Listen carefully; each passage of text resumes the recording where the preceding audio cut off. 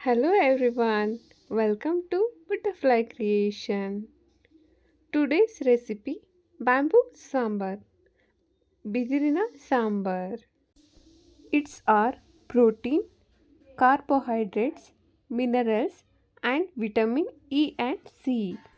ಬಿದಿರನ್ನ ನಾವು ವರ್ಷದಲ್ಲಿ ಒಂದು ಬಾರಿ ಆದರೂ ಸಹ ತಿನ್ನಬೇಕಾಗತ್ತೆ. ಈ ಬಿದಿರನ್ನ ತಿನ್ನೋದ್ರಿಂದ ನಮಗೆ ಹಲವಾರು ಕಾಯಿಲೆಗಳು ಗುಣಪಡಿಸುವಂತಹ ಶಕ್ತಿ ಈ ಬಿದಿರಲ್ಲಿರುತ್ತೆ. ಎಕ್ಸಾಂಪಲ್ ನೋಡೋದಾದರೆ ಹೊಟ್ಟೆ ನೋವು and kidney stones, these are all the problems. This is the best solution and ಇದು ಇಯರ್ಗೆ ಒನ್ ಟೈಮ್ ಮಾತ್ರ ಸಿಗುತ್ತೆ. ಇದು ತಿನ್ನೋದ್ರಿಂದ ತುಂಬಾ ಆರೋಗ್ಯಕರವಾದ ಅನುಕೂಲಗಳಿದೆ.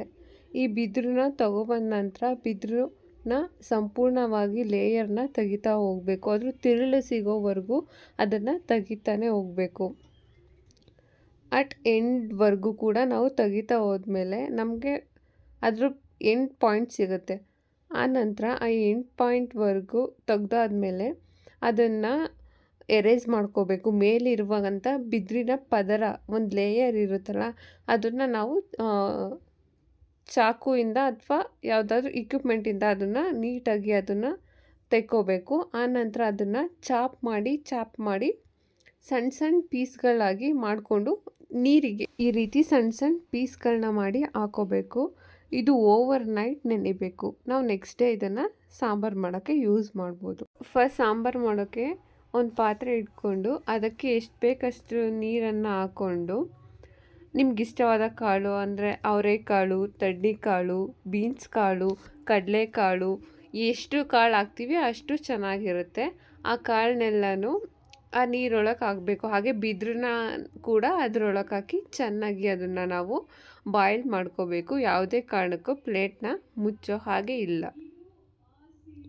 ಅದು ನೀಟಾಗಿ ತುಂಬ ಬಾಯ್ಲ್ ಆಗಬೇಕು. ಆದರೂ ಬಿದಿರು ಸ್ವಲ್ಪ ಕರುಮ್ ಅಂತ ಇರುತ್ತೆ. ಅದು ಅದೇ ರೀತಿ ಇದ್ದರೂ ಕೂಡ ಅದು ನೀಟಾಗಿ ಬಾಯ್ಲ್ ಆಗಬೇಕು. ಅದರಲ್ಲಿರೋ ಅಂತಹ ಟಾಕ್ಸಿನ್ ಎಲ್ಲ ಹೊರಗಡೆ ಹೋಗಬೇಕು. ನೆಕ್ಸ್ಟ್ ಅರ್ಧ ಕಾಯಿ, 4 ಟೊಮೆಟೊ, 2 ಸ್ಪೂನ್ ಕಡಲೆ, ಈರುಳ್ಳಿ ಆ್ಯಂಡ್ ಕೊತ್ತಂಬರಿ ಸೊಪ್ಪು, turmeric, chilli powder, garam masala, ಧನಿಯಾ ಪೌಡರ್, ಶುಂಠಿ ಬೆಳ್ಳುಳ್ಳಿ ಪೇಸ್ಟ್ ಇದನ್ನು ಹಾಕ್ಕೊಂಡು ನೀಟಾಗಿ ಗ್ರೈಂಡ್ ಮಾಡ್ಕೋಬೇಕು. ಸ್ವಲ್ಪ ವಾಟರ್ ಕೂಡ ಆ್ಯಡ್ ಮಾಡಿ ನೀಟಾಗಿ, ತುಂಬ ನೈಸ್ ಬೇಡ, ಮೀಡಿಯಮ್, ಸ್ವಲ್ಪ ತರ್ತರಿಯಾಗಿರೋ ಥರನೇ ನಾವು ಅದನ್ನು ಕ್ಲೀನಾಗಿ ಎಲ್ಲ ಮಸಾಲೆಗಳು ಮಿಕ್ಸ್ ಆಗೋ ಥರ ನಾವು ಅದನ್ನು ಗ್ರೈಂಡ್ ಮಾಡ್ಕೋಬೇಕು. ಇದು ಸಾಂಬಾರಿಗೆ ನಮ್ಗೆ ಎಷ್ಟು ಖಾರ ಬೇಕೋ ಅದನ್ನ ನಾವು ಈಗಲೇ ಆ್ಯಡ್ ಮಾಡ್ಕೋಬೇಕು. ಒಬ್ರೊಬ್ರಿಗೆ ಖಾರ ಇಷ್ಟ ಇರುತ್ತೆ, ಇನ್ನೊಬ್ರಿಗೆ ಇರಲ್ಲ. ಸೊ ಆದರೆ ಅವ್ರ ಇಷ್ಟಕ್ಕೆ ತಕ್ಕ ಹಾಗೆ ಅವರು ಖಾರನ ಆ್ಯಡ್ ಮಾಡ್ಕೋಬೋದು. ಸೊ ಈ ಹದದಲ್ಲಿ ನಾವು ಖಾರನ ರುಬ್ಕೋಬೇಕಾಗುತ್ತೆ.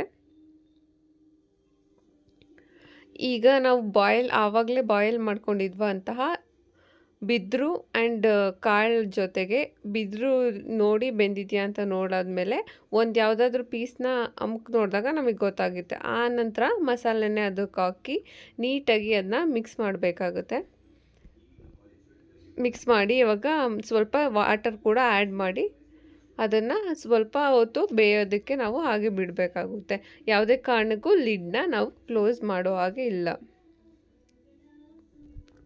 ಇನ್ ಕೇಸ್ ನಾವೇನಾದರೂ ಲಿಡ್ನ ಕ್ಲೋಸ್ ಮಾಡಿದ್ರೆ ಅದು ಅಂದರೆ ಸಾಂಬಾರು ಕಹಿ ಆಗುತ್ತೆ. ಸೊ ಅದರಿಂದ ನಾವು ಯಾವುದೇ ಕಾರಣಕ್ಕೂ ಲಿಡ್ನ ಕ್ಲೋಸ್ ಮಾಡಬಾರ್ದು.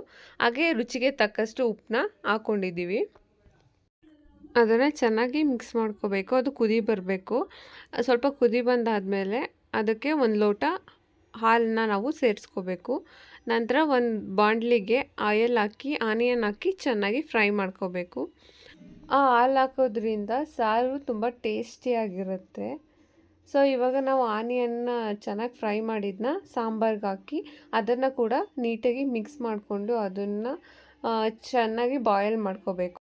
ಫಸ್ಟ್ ಟೈಮ್ ತಿನ್ನೋರಿಗೆ ಇದು ಸ್ವಲ್ಪ ಕಹಿ ಅನಿಸುತ್ತೆ. ಕಹಿಯಾಗಿದ್ದರೂ ಕೂಡ ಇದು ದೇಹಕ್ಕೆ ತುಂಬ ಒಳ್ಳೆಯದು. ಆದ್ದರಿಂದ ಇದು ತಿನ್ನೋದ್ರಿಂದ ತುಂಬ ಒಳ್ಳೆಯದಾಗುತ್ತೆ.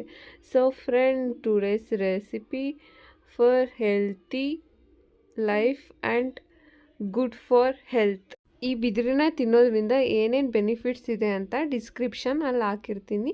ಪ್ಲೀಸ್ ಹೋಗಿ ಚೆಕ್ ಮಾಡಿ. And thank you for watching. Please supporting me and please subscribe. Thank you all.